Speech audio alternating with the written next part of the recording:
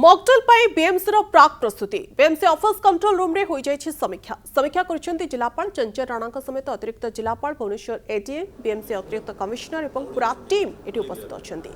आसंता काली mock drill समय siren बाजिबो ए समय लोक माने घरे रही सहयोग करबा पई अनुरोध करछन्ती जिलापाल।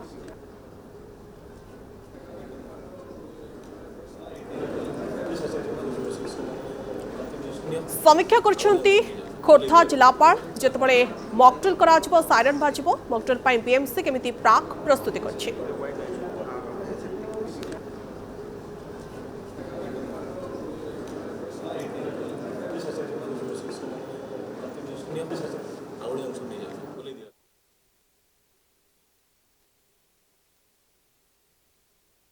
विभिन्न जिले में आमर जो सिविल डिफेन्स डिस्ट्रिक्ट रही पूरा ओडिशा सारा आमर ओडिशा रे मध्य 12टा जगार से भुवनेश्वर गोटे जगार से जगार आमर प्रोबेबल एयर रेड पाई गोटे मॉक ड्रिल ऑर्गेनाइज करा जिवो।